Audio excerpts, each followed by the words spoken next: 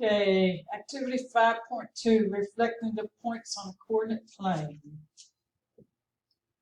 Okay, first of all, I just told you to work the first two questions and then stop so we could go over them. So you had, first of all, they gave you the points for number 1, A, B, C, D, and you had to plot them.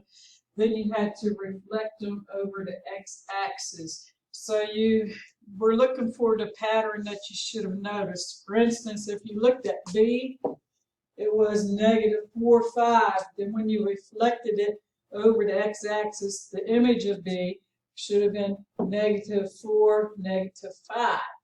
Okay, did you see what the difference was?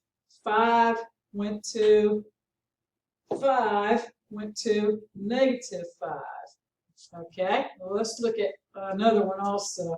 Look at this one. You started out here, which was E is 0 and -3. Then when you reflected it, look what happened. See what changed? -3 changed to +3. And also, let's look at this one here. The same one in C is 7 and -2. 7 and -2. Then when you reflected it over the x-axis, it was 7 and +2. So do you see what's happening here?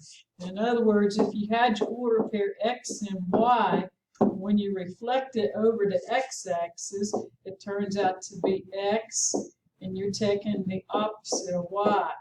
In other words, remember, your negative always means take the opposite of. So, excuse me. So when you reflect it, it always takes the opposite of what it was to start with. So if it was +5, when you reflect it, it became -5. And when you went this way, if it was on the bottom, you had -3, and you reflected it, it turned into +3. So whenever you reflect it over x-axis, what is changing is the y value always takes the opposite. Okay? Okay, so let's look at number 2. I think I already have it here. Okay, so when reflecting over the x-axis, what happens to your order pair xy? Remember what happens to the y? It always takes the opposite. Come on. There he goes. So your y is the one that's changing. Your y is the one that changes. It will become the opposite of what you started with. So if you had pair 13, 10, your y value, which is the 10, will be one that's changing. So it should be the opposite of 10, which would be -10. So the new order pair would be 13 and -10. So what's going to happen to the next one? Because you had 13 and -20. What is the opposite of -20? It should be +20.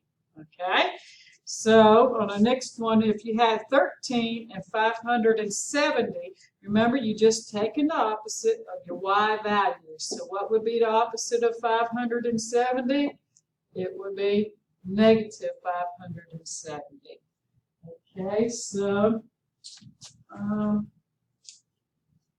think you're ready to do numbers 3 and 4 now. Whoops. So let's see. Yes, continue working on questions 3 and 4 on your own. Go ahead and work on those. And I think you go back to Desmos and you can work that in there. Then we'll talk about what you got.